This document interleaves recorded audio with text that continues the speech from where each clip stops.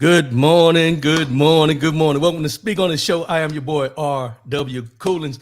First and foremost, giving honor to God who allows me to come at you in this manner on a weekly basis. It's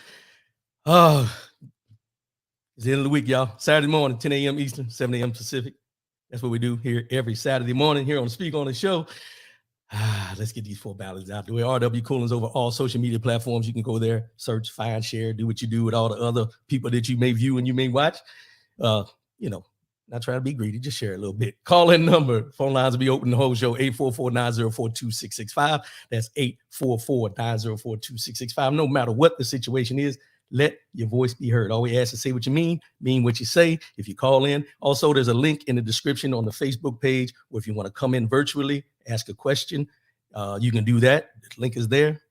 You know, some people don't want to be seen. Call in number, 844-904-2665. I got a good one for y'all today. Got the good mornings coming in. Renee Howard, good morning. Appreciate the support. Thanks for coming in. And Angela Rosser, hope I pronounced that right. Good morning. Appreciate the support. So this morning, I got a special guest, y'all. Special guest, Miss Michelle Sumrall, no E. Michelle Sumrall, no E, not Sumrall. I made a mistake last week. I just want to clear that up. So we're going to bring her in here in a minute. So without any further ado, we're going to be discussing her book, Scattered, A Caregiver's Journey. And without further ado, let's bring Miss Michelle in. Good morning. Good morning. So that intro music was pretty funky. I love a little music, get me going in the morning. Yeah, that wake everybody up, give them a chance to come in, get the blood flowing and everything. Yeah. And some people say it's a little long, but I said the longer it is, the more people come in. So, Good morning, though. Good morning. Good morning. I'm excited. So let's start off with this. Michelle Sumrall, who are you? Let's just start off with the basics. Who is Michelle Sumrall? Michelle Sumrall is a child of the Most High. I was born and raised in Columbus. Born in Fort Benning, raised in Columbus, Georgia. To my parents, I have one brother and one child now. I had some fun during my educational years, but I graduated from Columbus College today and Columbus State University, and went on to get a master's from Troy State University in counseling and psychology. I'm not working in that field. I'm an HR manager as my career, and most recently became a published author. I probably have wanted to write since I was about 7 years old. And this book was not my plan to write, but I believe it was placed on my heart to write. So here we are. Here we are. All right. Well, I'll tell you, it was a good read, and we're going to get into that as we go. It was a very good read. Opened my eyes to a lot of things. So I hopefully, in my prayers that it'll help somebody else today that's listening in that it may not know exactly, but it can be, and we'll talk about this, but it can be used across the board with Absolutely. anybody as far as a caretaker or caregiver. I don't say caretaker, caregiver across the board. So OT, good morning, my brother. Good morning. Appreciate the support. So let's go ahead and jump in. So you said a little bit, but what motivated you to write the book? So I've always been a journaler, not very disciplined, but I kind of jot things down, right? So Mhm. as I notice things occurring. So over probably the last 10 years, I found myself just jotting down little odd things that I would find visiting back and forth with my parents. Um, just things that I thought were, huh, that's not really like my mom, or that's not really like John, my stepfather. So I would just jot them down. And before I knew it, a few years into this, I had a ton of stuff just jotted down. Um, and so there was just scattered notes, just things that I picked up on, and I started to pull it together because it got a little deeper on this journey. Right, I was having to do more and more for them. I was having to figure things out for them, and still wondering why are they not keying in on this? Why are they not taking care of this? Mhm. Um, so I just noticed that I had a bunch of things jotted down, and I was learning my way through it, learning my way how to take care of the things that they were needing on a day-to-day basis, and still maintaining my home. Um, and so when I started to realize how much stuff I had, how many incidents there were, I said, "Wow, let me try to form this together. This could be helpful to someone." Still not thinking about the book, and then one day it was placed on my heart. This is truly, I'm a very private person. I don't do the whole public thing. I'm not, just I don't need the attention, right? So this is out of my zone. This is truly not for me. Mhm. It was placed on my heart, and everything just kind of came to me, and that actually formed the book. Pulling together all the notes, all the jots, all the occurrences, and how I got through them is what formed the book. And I sat down in a matter of probably, I was jotting along the way, probably a couple of weeks, and pulled it all together, and started through that process of getting it edited and published. But I think it was a gift. It was a pretty emotional gift, but it was a gift I'm sure. that hopefully, and I'm speaking on it a lot more now, that hopefully it'll be able to help other people on this journey. And I think it has. I know I've spoken with several people that have been helped with a similar situation. It doesn't have to be like dementia, Alzheimer's either. Any caregiving journey. So. Right. So you mentioned something, and you said you put all your notes together, and I noticed in your book you talked about journaling. Mhm. You did a lot of journaling and everything like that. Can you expand on that? Because there's a lot of people that want to journal, but they start, and they stop, they start, and they stop. From when you were journaling, did it give you an opportunity to look back at things that were going on? You like to see where the changes came in, or what you recognized, or even with yourself, the changes that happened with you in that process? Right. Yeah. So I've journaled in some form or fashion for a long time, like probably since I was about 7 or 8. Mm. I don't know that we called it journaling then, but I've got to be the most disorganized, unconventional journaler there is. And I actually am working on something that's another project, but it can be a sticky note, anything I have, I will just take it, and if a thought pops into my mind, I'll jot it down. Now most of them are in my phone. So unless you want to have like this one book that has your journaling in it, I think it can occur in a lot of ways. For me, just writing it down is what provides the healing. It provides it gets it off my chest, right? Just that I've written it down, so it doesn't have to be as formal. But There are a lot of journalists out there who start and stop, and it's like, okay, this year I've got this nice, pretty journal. I'm going to you do that. And at first of the year, like that's the best Christmas gift ever. So we all start at the beginning of the year, and we think, oh, okay, I'm going to do it this year. I'm going to be dedicated. So 2 weeks into the year, you're not with the book when you have the thought. You forget the thought when you get back with the book, and it just doesn't happen. So, but I've got a remedy to that. So yeah. So let me ask this question with that to follow up on that. So when you talk about journaling, was it once you realized what your mother and your stepfather were going through, was it therapeutic for you as far as doing a journaling? Yes, it was very therapeutic. Initially, it just started like this was odd. What is this? Or note to self: call Georgia Power or call whomever. But then I noticed with all the little pieces of paper that wow, this is journaling. And then there were some things that I did physically write down as a journal entry. And again, I use my phone or my iPad mostly now. But then putting all of those together, it really started to form. Like I could have written this in a journal format with the timing and the timeline that I was able to accumulate. But for me, it helped me take all the steps I needed to take for them, but it also got it off of me. It just got it off of me. I mean, I pray a lot. There are a few friends that I reach out to and say, "Oh, you're not going to believe this," or help me. This is bizarre, right? But for me, just kind of writing it down takes it out of me, and I'm not carrying that weight anymore. And I think that's what journaling does for a lot of people. Yeah. You put it out. Whether anybody reads it or not, it gets it out of you. True. Yeah, because it's your thoughts, you're putting them down, and then you may want to go back later on and see where you're at 5 years ago or 10 years ago, or you may not want to know what was going on 10 years ago, but it's there. You know what I mean? So the title, Scattered, A Caregiver's Journey. Now I pulled up the definition of scattered, and it says, what is it? Distracted or disorganized. Yeah. So when you came up with the title, because the first thing that jumped out at me, because I was leaving the caregiver's journey off, I apologize. But when you came up with the title Scattered, what brought you to that? Because you just mentioned that you're kind of disorganized and all over the place as well.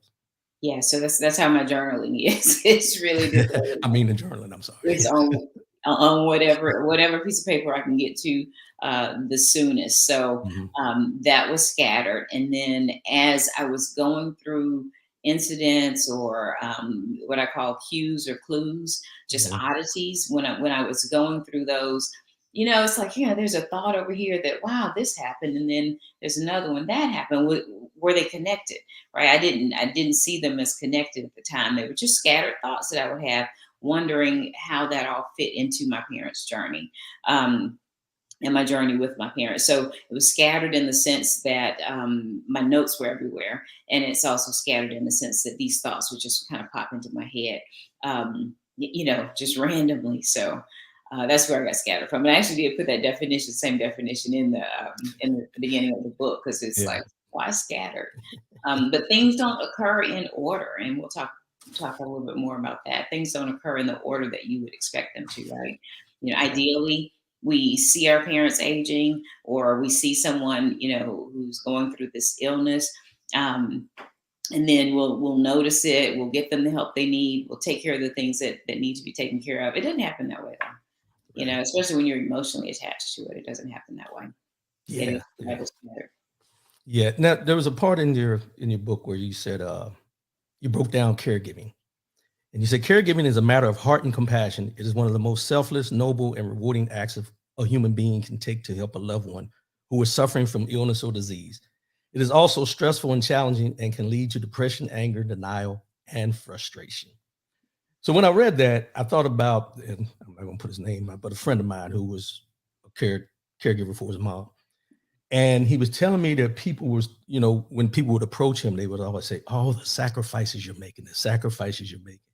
And I said to him, I said, you might want to ask those people not to make it seem like you're making a sacrifice. I said, that seems kind of like you're giving up everything just to do this, And I said, it puts kind of a black eye on what you're doing, because these are your parents you're taking care of, So if you've ever heard that or anything, when you talk about the caregiving and what you're doing, and you mentioned the depression, anger, denial, and frustration, all those different modes you can go through. How'd you handle that? How was it handling that? And to know that people would see you, even though you were a private person, they knew what you may be dealing with. How did you deal with the fact of being so private, of just being open to or become open about it? Right. So I never thought of it as sacrifice. Mhm. These are my parents, and it's, it's my Right. turn, right? They took care of me, raised me, made sure I had all the things that I needed. So it's my turn now to take care of them and make sure they have what they need. Um, some years ago, my mother started calling me her mom, just kind of as a joke, like you're being bossy. But truly, the roles have flipped. Being a private person, I think a lot of people didn't realize it until I wrote the book. Didn't realize how deep what I was going through was until I wrote the book. Mhm. But never did I look at it like I'm giving up something to take care of my folks. It's just what I'm supposed to do. And so there's no malice or ill feeling for that at all. I just make sure they need. Um, I'm sorry. Yeah. All No, you're fine. You're fine. right. And what you mentioned, and when I was talking to him, because I could hear what he was dealing with and everything just through our conversations and everything. And then he kept saying, people keep telling me I'm making these sacrifices. I said, well, I said that's probably weighing on you, because to a certain extent, when somebody says you're making sacrifices, that's not something you want to receive, even though they don't mean any ill will when they say it. But I think it was just the terminology could play a different part. That's why I asked the question, because I know there's people out here that are caregivers and everything, and I'll put it this way: I think there's two different ends of the spectrum. Those that do it because of their parents, and those that did it because they want the visibility of, look what I'm doing. You know what I'm Um, saying? yeah. Yeah, yeah. And there's some bitter caregivers out there, some people who don't want to be in that role. I would prefer to have my parents fully healthy and, not have to be in the role, right? But Right. it is what it is, and it's not my journey to carve out. The Lord has laid our paths, and we just have to kind of follow them and go along the journey.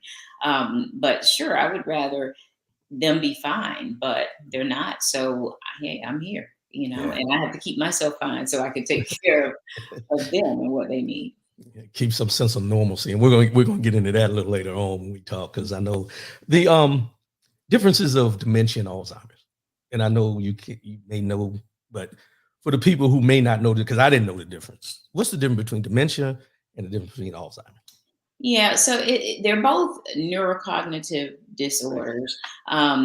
It's just there's so many of those. It just takes on different forms. So when I think of dementia and what I see, I'll speak to what I see in my mother. Because I'm not a medical professional, but just a decline in her cognitive function, a decline in her ability to kind of think things through logically, a decline in completing a normal, ordinary task, those types of things. In the memory, very short.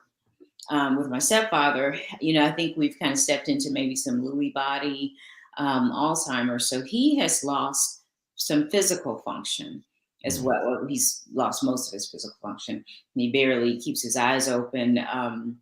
He can't walk, can't feed himself. Bodily functions, he's not in control of any of those.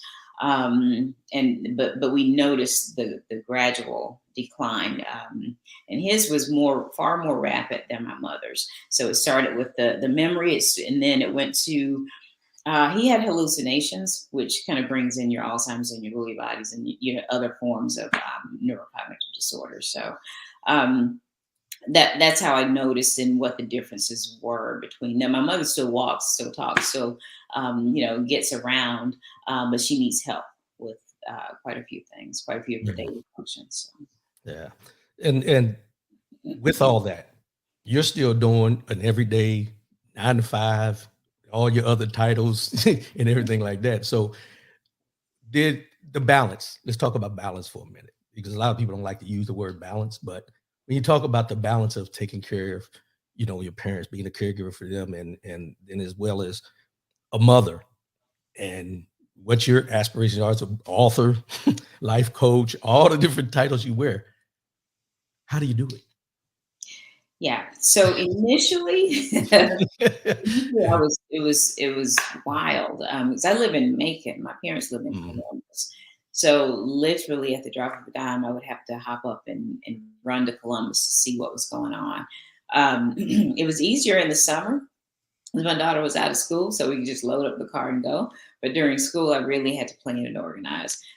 Fortunately, I planned and organized fairly well. But once we got to a point where they needed care in the house, we did have to hire caregivers. So they have 24/7 caregivers in the house now. I pop in as needed for appointments and just for random visits to make sure they're being cared for properly and that they have what they need. But it is I like the word balance. Actually, it's a juggling act sometimes. And when incidents pop up that are unexpected, you kind of have to drop and go. But establishing a good support system so that I know my daughter's taken care of, so that I know who to call to rely on for my parents until I can get to them. So it really requires some coordination. Um, but I think it is a balancing act because you can lose balance. I mean, there were times when I was too heavily there, and I've got this child.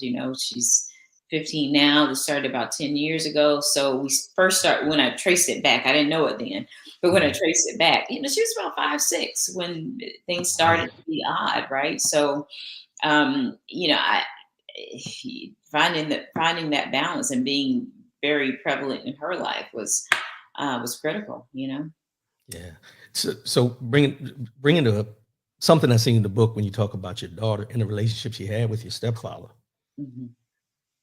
I know you mentioned in there about when the changes because that was just a girl as you said, but how did it affect her? And I know that's your daughter, and she may not express it as much maybe at this point, but how much did it affect her as granddaddy's girl or grandmama's girl or whichever way you want to look Mhm. at Yeah, that's their only grandchild. it? So Mm. yeah, you can imagine she had them wrapped around her little fingers. Um, Wait a minute, I hear a little jealousy there now. Wait a minute. yeah, no, literally, I would pull up in the driveway. We're coming for the weekend, and no joke, I get out of the car and get her out of the car seat. They would come out, and we got bags, right? They would come out. They would take her out of my arms. Nobody says hello. They would take her, go back in the house, and I'm like, hi. I have the luggage. Is anybody, gonna help? So Right. yeah, that was it. I was done at that point. That was their girl. But she was able to see it gradually as well. So what we Mm, first noticed was I would pick my daughter up from school, and I always talk to my mom, 2, 3 times a day just to check in. I've done that like all my life, right?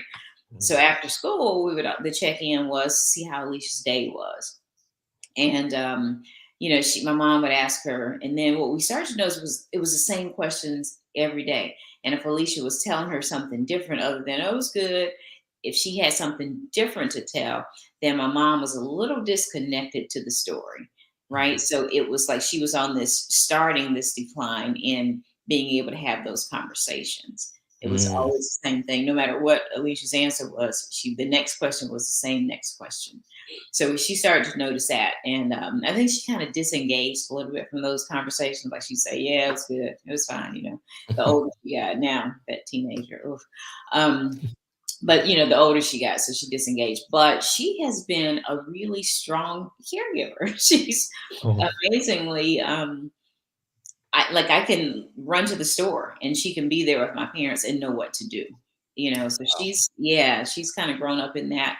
And they were at a slightly different rate. So she got a little bit more of her Gigi, my mother, than with my stepfather. He started to kind of drop off a little bit before then. But while they were able and very alert and aware, that they were her world and she was Mm. there. So she's experienced her grandparents, and now she's learning things that maybe will help her, later in life, although I've carved out what I need to happen with me. So.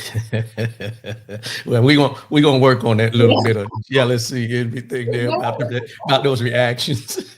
I think we all deal with that though. Yeah. Even when our parents, as they're getting older, we have kids and they gravitate to them, and then that Yeah. jealousy of, man, you treat them better. They get ice cream, cake. What about me? So having to get the Yeah. bags out.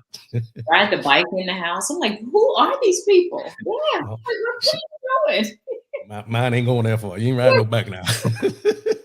But yeah, it's funny because that generation, that gap in there where we're in that gap, it's like it bypasses us and goes to the next. But you did mention that she knew exactly what to do and everything, and that's a testament of what you've poured into her, and and her grandparents have poured into her as far as being giving and everything like that. So that's good to know, because we know that there's generations that out here or folks out here that just they are who they are. Let them do what they're going to do. So uh, that's that's a good thing. That's a good thing. So break down for me the 5 stages of grief. That's denial, anger, bargaining, depression, acceptance. And I looked this up a little bit of the stages you talk about in here, and having conversations with other folks. This is it's like a roller coaster sometimes. And when I was reading the book, and I was like, whoa, because there was certain instances where you explain things. But tell us a little bit about those emotions and how you were able to, now you recognize them, but did you recognize them at the time you were in No, not at all. them? Yeah, and it is a bit of a roller coaster ride. So those are the stages of grief, and people think of grief in terms of death, right? Someone has passed on, and these are the stages that you go through. But you can also go through those stages while with situations that are still very much in your life. So, like with my parents going through, um, their illnesses right now. So denial. My mom, like, I'm superwoman, and so my mom was what's the queen's name? She was Superwoman's mom or whatever. Mhm. So she's greater than I was, so than I am.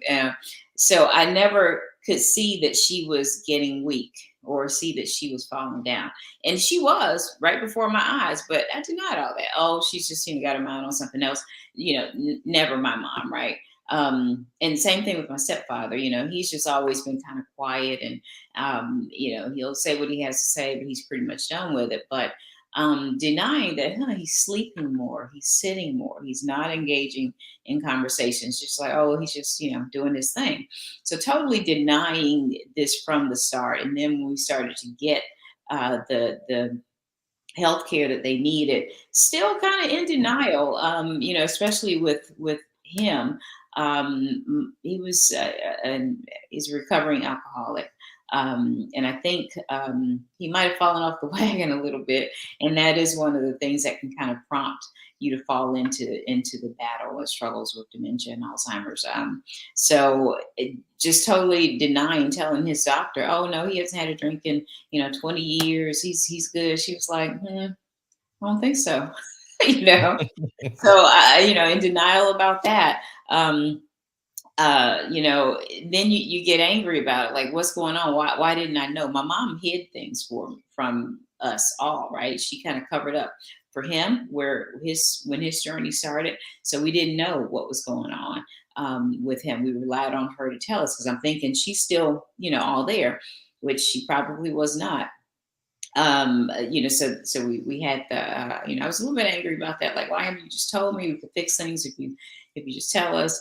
And then there's bargaining, but I do that with the Lord, and it doesn't work out. You try it with doctors, but they really can only try to help you where you are. They can't really fix it, right? So it's like, Lord, please Right. just but there, I have nothing to offer with this. You just kind of go through it. It is depressing to Mm. watch a loved one in these struggles, and depressing to switch up what you're doing, switch up your life, and then the thought of my daughter maybe missing out on something with her, all that stuff, and still working, still going through the normal changes of life.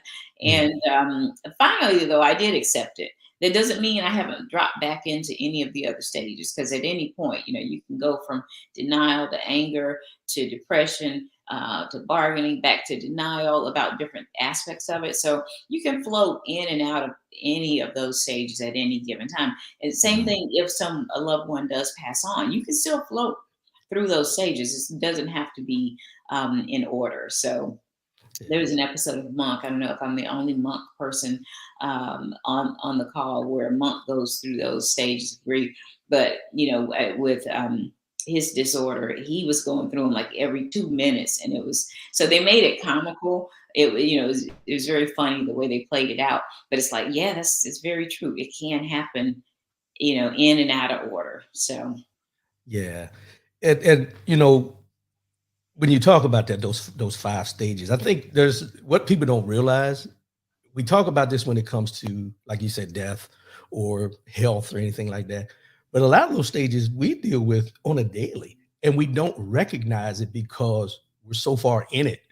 You go from denial to anger to bargaining, depression, acceptance, and some of us deal with that at our job every day because we're in denial that we really want to be there.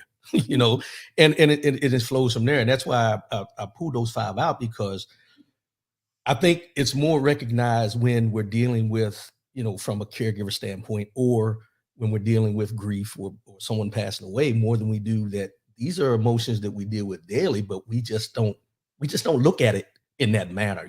So I wanted to bring that up because when I read that and I was like, oh, wait a minute. 'Cause I think, when you're in it, right, you go through it, but when you're not in it, you go through it as well. It's just more, I guess, visual, or you recognize it, even if you don't recognize it though. When you did start recognizing it, and this may be kind of crossing the line here, but I'll ask the question. But okay, when you did recognize that you were having the anger and different things like that, were there times where you just wanted to throw your hands up and say, I can't do this? You know, yeah. Let's talk about that a little bit. Yeah, and I know it's kind of personal, but I think it's something where people need to understand that everything is not going to be rosy. You know what I mean? So, can you touch on that a little bit? right. Yeah, everything's not gonna be rosy and in order. I would catch myself being short. Mm, And I'm a single mom, so it's just me and my daughter. So I would find myself being short with her, and I'd go back and apologize. Hey, you know what? I'm sorry. My mind's on something else. I would explain it to her. We talk about probably more than I want to talk about, but we talk about everything, which I think is a good thing. It's just shocking to me. But yeah, I would have to catch myself, and I'm a praying woman, so and I talk to my pastor, and ask for prayer that way as well. But I would have to catch myself in it and shake myself out of it. Oftentimes with the anger, sometimes with the depression, I'd find myself on my knees, like. mm, I can't. I feel like I can't anymore, and I know the Lord won't put any more on you than you can handle. But I'm like, okay, show me, because I feel like right now I can't handle this. I am at the end of that rope, but he'd always pull something else out of me. And I really can't explain it other than that. But God, yeah, it's yeah, but God. So yeah. We got a caller. Let's see if we can get a caller in here. Somebody must have a question already. You ready for this? I, Caller, you're on with Speak on the Show with my guest Michelle Sumrall. Do you have a question or comment? Hello, caller. I guess they don't want to talk. I don't know. okay. It came up Well, in the queue. I figure I want to be nice now. I won't, shut nobody out. But if you want to make a comment, just call back and let us know. But what you mentioned is the reason I asked that question about the anger is because you know we can go from 0 to 60 about small things. And in that situation where you're the caregiver, you're trying to do everything, and even though they recognize it, but in their situation, it may not, where you get frustrated because they're not doing what they're supposed to be doing or anything like that. I can see where it would go from 0 to 100 quicker than 0 to 60. And that's right. why I wanted to ask that. And then when you talk about your daughter and the balance there of trying to, as a single parent, make sure that she's good, but at the same time, she's seeing what you're dealing with there, you know, with your parents, and you know that it could. I'm pretty sure you've had your days, and probably still do. Oh yeah. For her, I try like there. I try to find the balance. She understands what's going on fully, right? But I still try to not make her suffer from that or miss. Mm, Sometimes she does, and she gets it now, and I'll recognize it. Like, oh, you know what? I owe you one. What do you want to do? And she'll, want some ice cream or just something like that. So we just take that time. It's 30 minutes versus the 10 hours I just spent on that mm. situation. But she seems to be good for the most part. But I do have to take those steps back because I don't want her to, stay in any one of those states too Right, long. Right? You want to right. be able to bring her out. So I had to bring myself out to bring. Well, you can't. You're no good for her if you're not even good for yourself. Okay. You know, we'll and like I said, we'll talk about the normalcy. But this person's called back. Let's see if we can get him in this time. Caller, you're on live with Speak on the Show. You got a comment, question? Caller, I don't know what's going on, but everything is hooked up. So maybe they just don't want to talk to us, Michelle. I don't Don't know. be shy. That's all right, though. That's all right. We had these things happen. So, strength. You talk about strength, a blessing and a curse. And then you mentioned it's okay to not be okay. And the caveat was, and demand others to accept that. You know, my wife reminded me that that was something that I said during the George Floyd murder when we all seen it. You know, I did a show and I said it's okay to not be okay. You know, but I didn't go into the point of and demand of those other folks to accept the fact that this is where I'm at. Touch on that a little bit. What brought that on, and how did that really come to play? Yeah, so I've been like the go-to person for a lot of things throughout my life, as far back as I can remember. Like she can take it, or I can dump my issues on Michelle. She'll listen, and I am a good listener, and I do love that. But when I need to talk or when I need to get something off of me, who's there? Right? Mm, So it's like, okay, fine. You don't have to be there because I'm gonna take it to the Lord, but you're gonna have to tolerate that this is where I am. And right now I'm not okay. I'm only dealing with me. mm, So I can't hear or take on anything else, right? So that happened for me, in the form of some family members, some very close friends, because they were experiencing things with my parents or hearing, having their feelings or emotions about it. I'm like, look, I can't take anybody else's emotions right now. I'm dealing with my own, and not in a mean way. I love you, right? But my plate is full. So, and sometimes, you lose folks over that. They're like, oh, well, yeah. she was mean about it. Well, it's not mean about it. I'm telling you right now, I can't take any more on my plate. And when my plate's full, not a lot of people are reaching out because they don't expect my plate to ever be full. They think, oh, Mm. she's always good. She's always the strong one. She's got this. But yeah, I don't always have it. So that's kind of what I meant by that. Yeah. Mhm. James Battle. My dad was diagnosed with dementia in his early 70s. It was extremely hard for me because I live in Texas and he was in Alabama. Ooh. I couldn't have those same conversations I always had whenever I would call him. You know, and I can't speak on it, but I'll let you touch on that, Yeah. where the conversations change, or those conversations that you're so used to, that you enjoy, that you look forward to, have taken a whole different thing. And before I let you answer that, the phone lines are back open. There was a glitch in the system. So Big Al, go ahead and call back in, man. I'm sorry. It was something with my phone. So call back in, bro. Call back in. But Yeah. with that, with the way those conversations change, talk on that for a minute, because I don't even know how to phrase it. Yeah, it is tough, right? You realize, so let's say it's the day I'm leaving. I was leaving the office. I would call my mom when I go home for lunch, and I'd say, "Hey," she said, "Hey, what's going on? How you doing?" I say, "I'm good. Just going from lunch. Want to check on y'all, see how you're doing." "Oh, we're fine. Everything's fine over here." And I said, "Mom, listen, you would not believe this happened at work." And she's like, "Oh, okay. Well, you good? Or you okay?" And I'm like, "Yeah. Like, did you even hear what I just said? Right? They aren't a part of the same of where you need to go differently in the conversation anymore. And then it's Mhm. just kind of the repetitive, right? They feel like they're fully there, but they kind of get stuck. And you've got to realize that, okay, there's something here, right? For years I ignored that the pattern of conversation Mm. didn't stray. It was just our usual 2, 3 words just to check on them. And that was my bad. I think we had another Mm. message up there. I'm sorry. Yeah, no, you're fine. You're fine. It says, I appreciate your strength and faith and the fact that you are a true friend. Thank you, And dear. that's from Angela Rosser.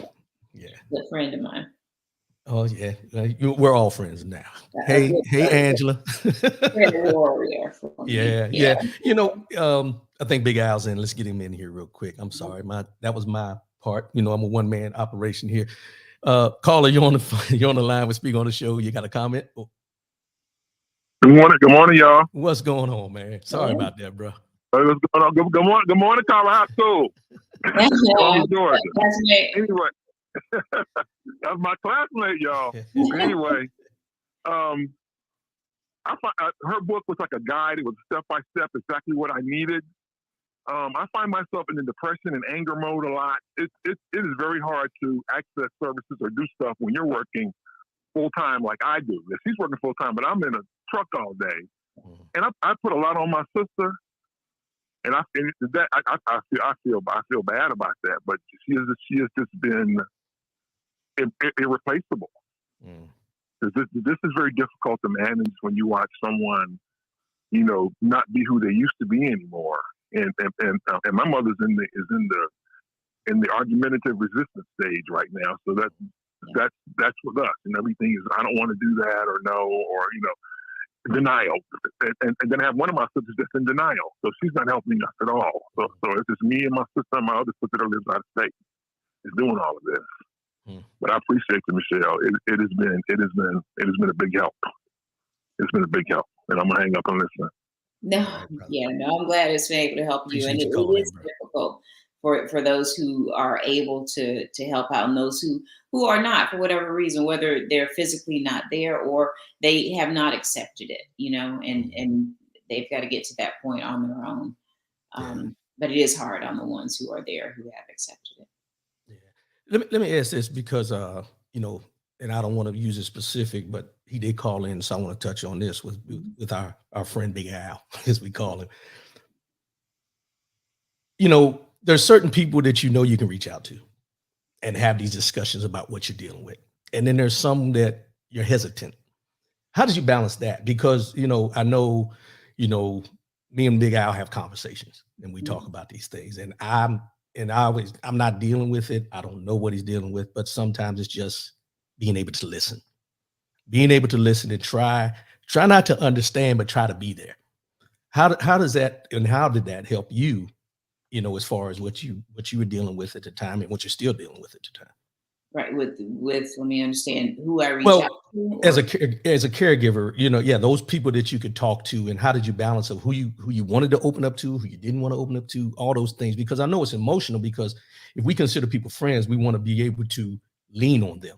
But at the same time, that leaning sometimes can become, depending on who they are, even though they're friends, judgmental, any of those type things. How did you balance that, and how can you balance that? Right. And so that's probably a downfall of mine, is because I don't lean on others that much. So, I leaned on my parents, but so I have folks that will pray with me. I have folks that know my parents and know the situation. And so we can, I could lean on them a little bit, have the conversations and have them understand. But I do, there are a lot of want to leave me their problems, but when I start talking about something that I'm going through, they don't know what to say, right? Like, and that's fine. I don't expect you to resolve it, right? But just listen, just genuinely listen. So it's hard sometimes, and that's why I pray a lot. Yes, he listens, and I feel the direction from that. So that's a tough one. That's a tough one, and that's how we that's how you distinguish who are those folks that are going to be helpful to me and who are those folks that are going to give me more weight. And you can determine what you need at that point. Yeah, I can take a little more weight, or I can hear your situation, or yeah, no, I got to cut it off. I can't right now. Mm, My plate's full. So that's a yeah. balance. Yeah. And I asked that because, and we were going to touch on it, but it goes with what we were talking about now, but the suffering in silence per se, that phrase, because you're dealing with this and, you're trying to do everything, but you're looking for an outlet because, you have to, and I hate to say it this way, but you pick and choose who you open up to and everything like that. So, it's kind of goes back to that denial, anger, bargaining, depression, and acceptance, because I think without having an outlet for yourself or someone that's a caregiver, you could get into a depression because you don't know who to go to or anything like that, So that's why I asked that question, because I want people to understand that you're not in this by yourself. You're not truly in it by yourself unless you choose to be in it by yourself, Exactly. And I think that's something that I think people would really need to understand if they're dealing with something like this. James Battle. My dad could recall things from the past, like when he was in Okinawa during World War II, but he didn't remember me being home having that conversation with him.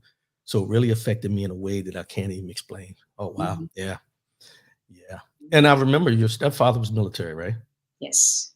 And I'm gonna bring something up, and I laughed when I read it because you brought up that he was always sharp, head to toe. Oh yeah. Always sharp, head to toe. And when I was reading that, I could see him, even though I've never seen him. Yeah. I could see him. And the reason I say that, and the reason I laughed about it, was because when I go to the VA hospital for my appointments and things like that, and I see the older brothers, older gentlemen in there, Hmm. they're coming to an appointment, but they sharp. Sharp. They, pants, jeans got a crease in it. I ain't judging. Jeans got a crease in it. Some of them got the white line where the crease could have been started so much. But it's one of those. I sit back and I look at that and I'm like, no matter your circumstance, no matter what you may be dealing with, continue to be you. And that's what 2023 has been about for me, as far as going, be you. No matter what change is going, be you. And when I read that, it jumped out because my wife jokingly tells me that's gonna be you. Yes. You're gonna be when you go to the VA with that and stuff. Because it's something about us being military, and it's nothing against him, but being military, we're always, and I guess we're conditioned to carry ourselves, wear our clothes like a uniform. And when I read that, I know I'm gonna look off, but when I read that, I was like, wow, yeah, I can see it. And I seen him without even seeing him. Yeah. I seen him without even seeing him. So family self-care, self-care, self-care, self-care. Family, self-care, prayer. You mentioned it a little bit before. When you talk about family, is it the support system of family or just family, family as a whole, of helping or being there or being involved? How do you look at that? Is that just, you know, the baseline of how you were raised? Is that what keeps you grounded in whatever you're dealing with as a caregiver and what you see through those grief processes and everything? So you mean taking care of my Your your family, your myself? parents, yeah, your parents and yourself. I mean, Yeah. 'cause Mhm. you're no good to them if you're not good to yourself. Yeah, no, exactly. No, I mean, my mom always took care of everything and everybody, whoever needed, whatever. Somebody needed a meal, she's got it. Somebody needs some shoes, she's got it, right? So that's just what we do. That's how I was raised. She did a lot of social service, a lot of community work, and that's just how I was raised. And it's how I try to raise my daughter, right? You just fill in where you can. You offer support where you can, and that's my foundation. So it wasn't really difficult to need to step into this. That's my mom. So these are my parents, right? So, yeah, yes, I'm by all means going to do everything I can to help them. When I realized that it was taking a toll on me, it was, when I was angry more, when I was short in my conversations, literally hair started thinning and started to find, I'm aching my body hurts. So those were things that let me know, ooh, something's wrong. I've got to take care of me too, so that I can continue to take care of them.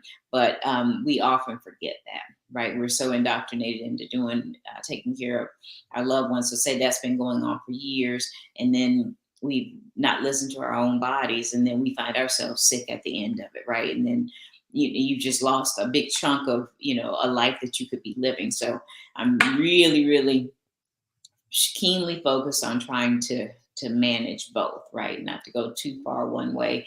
I've got them to a point where they have caregivers, they're being taken care of, but I've got to live a little bit too, and I've got to Yeah. provide for life for my daughter too. So it is Yeah. kind of in that balance. And can I address the silent? Oh, yes. I'm sorry. We skipped right over that. I'm sorry. Go ahead. Yeah, no, no, no. So Alzheimer's is known as the silent epidemic. It's silent for a couple of reasons. So, in especially in the African American community, we're diagnosed at 2 times more likely than, say, Caucasians. Hispanics, not much testing, around that population, but I would suspect it to be pretty great as well. But it's silent because we don't take health care like we should. We don't have access to it. We don't have access to good health care, and our diets aren't good. And our education level is maybe not as it should be. So we're not getting the knowledge that we need. We're not getting the care that we need to identify it early enough to do something about it. So that's an issue. And mental health, when you think of anything that's mental health related, or anything that we perceive to be mental health related, we're definitely going to sweep that under the rug. We don't want to talk about that at all. So we have got to start having these conversations more to identify what may be going on early on and addressing it. It needs to not be silent anymore. And that is really what was poured into me as I was jotting these things down. Like, people need to hear this. We need to have these conversations, and we run away from them. Yeah. And you had mentioned generational curses of Mhm. not having the hard conversations, about health within our family and within our bloodline, within our DNA. And, it goes to where I've seen people where they've taken care of a loved one, Mhm. and they've taken care of while they're sick. And as bad as it sounds, within 3 months after the person may have passed away, you hear about them passing away because they had health conditions that they weren't concentrating on, because they were so concerned about taking care of the person that was sick that they didn't address what was going on with themselves. So I'm glad you brought that up, because it's something that we as a community, we don't talk about. And, when you talk about the healthcare, we got, probably the lowest grade of healthcare wherever you go, but we don't even ask our doctors the hard questions, Right. because we're scared to find out what we don't want to. We don't want to know what we should know. I'll just put it in a simple term. So with that, and I know you're not a healthcare professional, but why do you think that is? Just, I mean, out of curiosity, because I've always wondered that, and I've asked people, and why do we have this fear of knowing what we can catch early rather than worrying dealing with it late? What is that about us? Yeah, so and I'm glad you brought it up. I have a friend of mine that I offer every time, let me go to the doctor with you because you're not Mm, asking the right questions.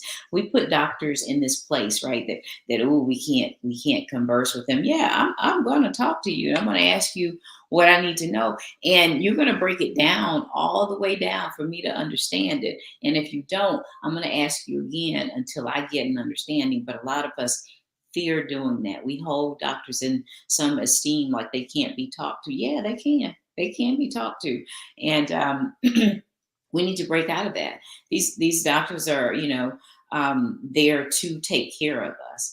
And another thing, with that is we need to make sure we're going to the right doctors. yeah, So for this, like your family practitioner, great, right? We all need to have them. I have a family practitioner to take care of my day-to-day things. So did my parents, my daughter. But when it came to this, we needed a specialist. You need to find mm, the specialist that you need. Your family doctor's not always going to, not that they can't, but they're not there to figure this out, right? So we needed to find a geriatric specialist. And from yeah, that, we needed to find a neurologist. So you need to make sure you're seeing the right kind of doctor. Impress them. Ask them the questions that you need to ask them. Don't let them leave the room in 5 minutes if you haven't gotten all your questions answered. And so we fear doing that. And I'm like, no, talk to them. And if you're afraid to talk to them, tell the nurse everything that's Right. in there with you. Talk to the nurse. They spend a little bit more time with you. Talk to them. Get them to write down everything you say so the doctor can address those things. But don't fear talking to your doctors. A couple of my best friends are doctors, and if I don't get an understanding of something, which I usually will from my actual doctor, but I'll call them, hey, what is this? What does this mean? Right. But that's what they're there for. And most of them, I don't think mind you doing that, pressing them on it. Right. So, Yeah, that's and to caveat on that, don't let the worry of finances get in the way of you going to see a specialist or somebody else. I mean, the bottom line is this: you pay into your health care. It may not cover everything, but do you want to not go because you don't think you can afford it, or do you want to worry about whether you can afford it after you find out what's going on? I think that's one of the things as well as we hear other people say, well, I can't afford to go to the doctor. You can't afford to die either. Let's just be honest about it. I mean, which one is the lesser of two evils? Going to the doctor and worrying about that bill coming in? Because, and I'm going to say this, there's been many times that bills came in, we ignored them. Right. You ignored that cable bill. Ignore that doctor bill until you find out exactly what's going on and then deal with it then. I mean, it's funny, but at the same time, it's something that our community, we got to get better at. Yes. And, as you mentioned, our parents are getting older. We're seeing changes in our parents, and you can look at your parents sometimes and just see, and I don't want to call them frail, but the weight loss and not just necessarily say the decline in whoever they are, but you may notice those things too. When you notice those things, don't just blow it off as they're getting old. Mm-hmm. Don't just put it in the fact of, he's 80, she's 78. No, find out what's really going on. Talk to them. And just like we say, talk to the doctor, talk to your parents. Are you all right? How's this going? Are you taking your medication? And then start asking questions. And I'll put this out there too.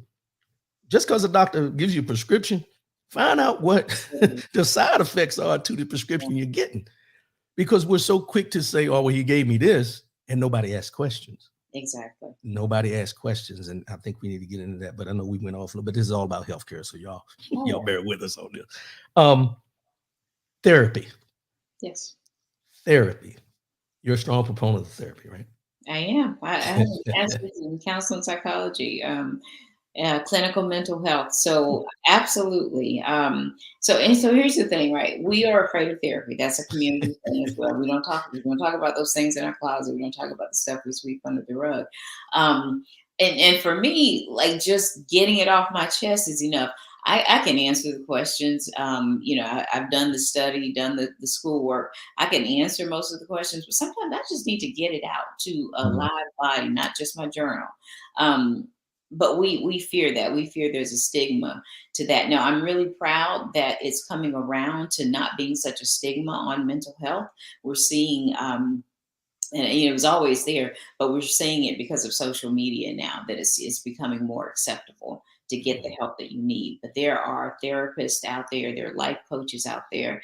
I am actually one of them that, are there to help you get through. If it's the mental health side of it, to get through what it is that you're going through. We can't just ignore it and think it's just like you mentioned, a part of aging, or I'm just stressed out. Yeah, stress kills. So we need to identify that and get the help that we need. Achieving goals, people get so bogged down in certain steps of that. There are people out there that can help you get through that, and there's no shame in it. There's no shame in reaching out for the help that you need. There is shame in sitting on it and not dealing with it, because then that shame leads to the silent epidemic or some other silent killer. So yeah, we definitely need to erase the stigma off of that and get the help that we need. I just thought about this while you were saying that, but why is it, or why do you think it is that we are so hesitant? I will say hesitant because I'm not going to say afraid, but hesitant to seek therapy, even though we know that we ain't okay. We know we got things going on, but what is the stigma with us as a people that we don't want to go talk to nobody about? who didn't grow up in a household? I wish you could do the little emojis, but who didn't grow up in a household where they said, "What happens in this house stays in this house"? That's Yeah, we all yeah, grew up in that, right? So yeah, we kept that. If it yeah. happened in this house, you don't talk about that stuff. Don't go telling my business in the streets. What are the other ones? So that's how we were conditioned, and Mm, we've kept that. But it's harmful. It's hurtful. Um, our diets, the things that we're putting into our bodies, the things that we're keeping and hanging on to, mental trauma. Those things are hurting and they're killing us now. So yeah, we got to shake that rule. So, what happens in this house, it doesn't need to stay in this house. You need to talk to your doctor about it. You need to get a therapist. yeah, You need to seek the help that you need for it. yeah. And for everybody out there listening that has this phobia about a therapist, if you go see a therapist, there's nothing saying that you're gonna have to lay on a couch. That's a that's a visual we see. You don't have to lay on a couch. You can sit in a chair. You can just talk. And the thing is, if anybody is seeking therapy or you decide to go to therapy, be open and be honest. Otherwise, you're just going to just go, And I think that's one of the things because you know that stigma of black people don't go to health. They don't worry about their mental health and all these type things. But then our first label we put on somebody that may need that help is, oh, he just crazy. He just crazy. And Yeah. that's what we've always done. That's something in our community that we need to fix. Angela Ross, traditional curses. Keep your business, mind your business. Sure. Very true, very true, very true. So we're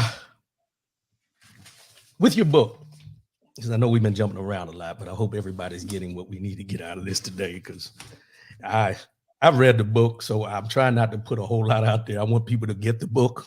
Let's just be honest. I want you to support Miss Sumrall in the book and get it for yourself and read it and know that it's not just specific for any type of specific diseases for anybody that may be dealing with, taking care of somebody as a caregiver or anything like that. We're gonna put this back up here, and I got something I want to put out there too. Um, I am going to, and you didn't know this, but I'm going to put it out there, Miss Michelle. I am going to ask Miss Michelle to give me. I'm going to pay for them. Let's clear that up. I'm going to pay for 5 books to gift to 5 people. And if you can sign them for me, that'd be even better because I want to have them Absolutely. signed if you can. But I want to do 5 books for 5 people who send me an email to, and how many other people, but I'm gonna draw names and we can do it live or whatever we gotta do it because I'm not doing pick and choose who I get books to. But I'm gonna give her 5 books. Let's just put it. I'm gonna buy 5 books signed by Miss Michelle, and we're gonna put them out there. And anybody that wants a book, send me an email or you can go on the chat right now.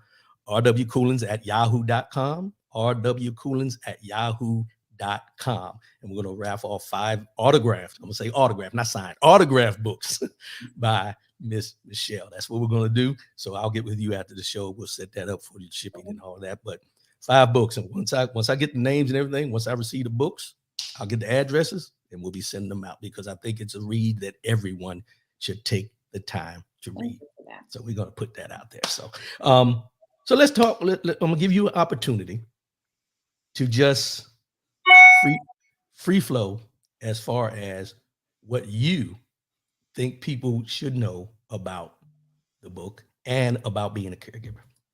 Yeah. So, I'll kind of tie it all in together, just to kind of leave you with some thoughts. If you've discussed or questioned whether or not somebody's going through something, and maybe some symptoms, maybe some oddities that you've noticed, get help, get medical attention for it. Ask the doctor, ask the therapist, whomever it may be. It's okay to question. Be sure, to ask the right questions. Share what you learn, what you know about yourself, with your family. Like my daughter knows every ache and pain or whatever I may be going through. She's like, oh gosh. But and so do my doctors, right? They know. And I keep a list of those things. So I tell you about the journaling. So I'll make a list. If I know I see this doctor every 12 weeks, I make a list for her because I want to ask, on Mhm. this day, such and such hurt, or I was feeling this kind of way. I want to know. And she'll sit there and go through every single one on their ask them. That's what they're there for. Don't try to figure it out on your own. Don't try to, navigate those waters alone. It gets bumpy.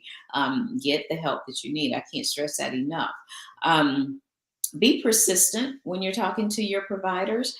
If you're not getting the answer that you feel identifies what you're expressing, keep asking. Keep asking. And if Mhm. they speak in medical speak that you don't understand, say, okay, thank you for that, but I need you to break that down for me. I don't understand that. Ask them to get that clarity from your providers. Um, Research and understand. So if they do tell you something and you're not fully understanding what it is that they're speaking of, you kind of have an idea. Read, research. Everything's online now. Everything's at your fingertips. So research to find out.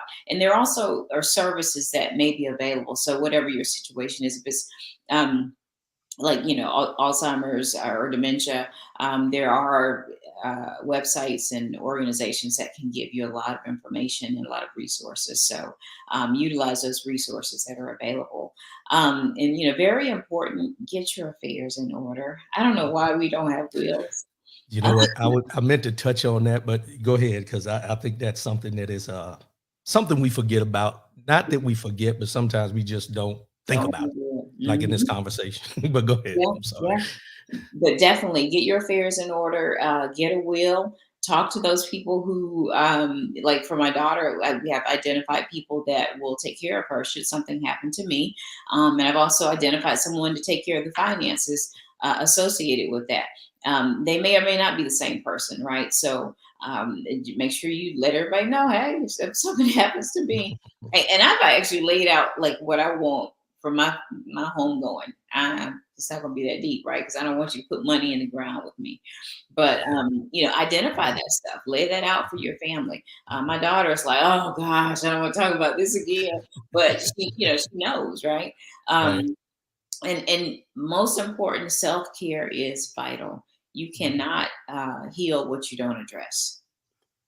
Say that one more time. Say that for the people in the cheap seats up there. Self-care is vital. You cannot heal what you don't address. Yes. Yes. Yes. Yeah. And it's that simple. And as simple as it sounds, we make it so hard. Yeah, We make yeah, it so hard. I mean, yeah. I look back for myself and times I should have went here, should have went to the doctor for this, should have went to the doctor for that. Not understanding that if you don't go at that time for that, how it affects other things. And now when you start reading, because nobody has an excuse to not be able to get information now. Right. It's out there. Just like you can sit here and look at this show with us today, you can find information now. Make sure you're using a reliable source for your information. I will say that part too. Exactly. And two other things. Mhm. Mental health care. Sorry, Rodney. Mental health. You can access a therapist online. You Mhm. don't have to leave your home. They have talk therapy uh, via FaceTime or whatever. You can. I'm not big on the terminology there, but you can access help online. There is also doctors. You can actually get some medical care online. So, and I'm gonna send you that information. A friend of mine has a business. They're doctors, and they see people online. So Okay. there's no reason you don't have to leave your home anymore to start that process. So Yeah. And to caveat on the VA, they do it now that way because online, I've had appointments virtually, and the thing about it is the difference is in what I found out, and I'm a proponent of this. They get you on that camera, they know they got another appointment coming. You're not rushing me off here. I done right? took the time to log in. Hell, you gonna talk to me. We Yeah, gonna have this conversation. And when they get out there, was there anything else? I'm not finished with what I got wrote down. yeah, So we gonna be here for a minute. yeah. And I think that's where we need to impose our will on them that this is my health. Hmm. And you're not gonna rush me through so you can get to the next person to rush them through them and them. Somebody gonna be late today. Yeah. Yeah. It's like You I know, waited my hour in the waiting room. I'm yeah, taking my time now. So yeah. yeah. And I think most of us who have served in the military are conditioned that a 15-minute appointment is enough Mhm. because they book them back to back to back. But what you realize as you start getting older and you start having health problems and things, is my health is more important than the person behind me. I ain't saying his ain't, but I'm Right. worrying about mine. And Right. I think that's what we need to also concentrate on too. So, um, wow. A lot of good information. I hope everybody got something from this today because it's like I said, it's something we don't discuss, and it's not just when we talk about dementia or Alzheimer's or anything. That it's health as a whole. And I appreciate you coming on and giving it. I really appreciate you writing the book, and I want to give Big Al a shout out for hooking us up because Thank you, I classmate. probably I probably would have never seen the book if it wasn't for him and him bringing it up to me. Um, Me and my wife both read it, and she went through and highlighted different things and everything. So it was good, and it's something that I think most people want. If you want the book, or if you want to buy it on your own, however you want to, but just buy the book, get the book and read it. Because if you don't get anything out of it other than the fact of taking care of yourself in the process of taking care of someone else, you're already ahead of the game because we lose focus of what we need to do for ourselves. So, any last words you want to put out? Where can they find you if they want to talk to you? I know you're a life coach because I might need some life coaching because I'm trying to branch off into some things, but that's another conversation. So let us know where they can find you, where they can search you, where all your places where they can find the great information that you provide. Right. So on Facebook for the life coaching site, it's One Total Life Coach. Um, and my name is Michelle Lynn Sumrall, also on Facebook. The No book E, is no E, y'all. No E. No E. The book is on Amazon, Barnes and Noble, and it's in a Kindle format as well. Or you can purchase on my website, which is Michelle Sumrall, noe.com. So michellesumrall.com. Yeah, keep stressing that no E because I sure was put the E in there. But are you gonna do audio? I have thought about that, but honestly, when I finished writing the book, like I've not read it again because Right, right. it was rough, right? So, Mhm. so I don't know. I have thought about that. Yeah. Yeah. Well, we're gonna hold you to that. We're gonna keep asking when's the audio coming, when's the audio? And the only reason I say that is because everybody's into driving and listening Yes. and things like that. And I think reading is one thing, but sometimes hearing it, Mhm. it'll drive home with certain things. Then you have to rewind it a couple times, be like, what? Wait a minute, did she say this? And that kind of thing. So plus you got the voice for it. So go ahead and put that thing on Oh, audio. wow. Put it out there. Put it And I out do there. listen to a lot of audio books, so I have thought about that. Yeah. More to come. More to come. Yeah, well, more to come. Well, we're gonna work on that. We're gonna get you in hooked up in there. But I appreciate everybody tuning in today. We're not gonna do the mind, body, and soul. The mind, body, and soul today is take care of yourself. Take care of yourself. And if you take care of yourself, then you'll be more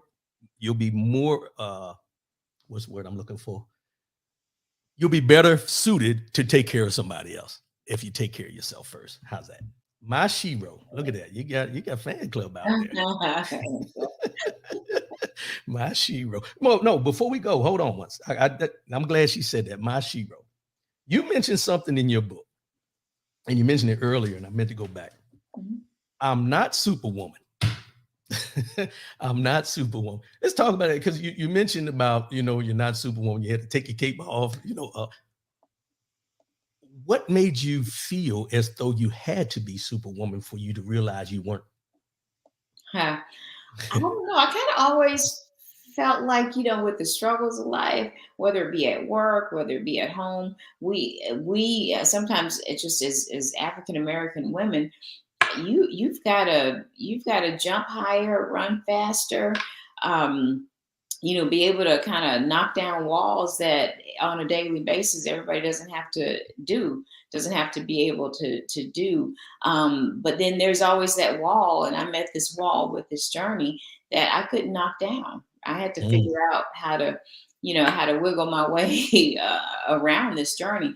I couldn't. I had to take my cape off. I didn't earn my cape that day. So and we're not super women. None of us are. We have to realize that even no matter how strong you are, there's going to be something out there that will weigh you down. And so you've got to, let's strip the capes away and let's start to deal with what's really inside and what we really need to focus on. And I think that was part of the self-care discussion in the book as well. It's like, we're not superwomen. And I don't want my daughter to think that, hey, you've got to be able to handle everything, because if she's going to come to a point where she can't handle everything, right, there is help for that. So I want her to see like the real. And so many of us, my mother was a superwoman, right? I saw her doing everything. So it took me so long to figure out that, hey, we might have a problem here. Superwoman has got some odd behaviors. So that goes along with that generational curses where we see where they look like they're taking care of everything. So we feel we have to take care of everything and not ask for help.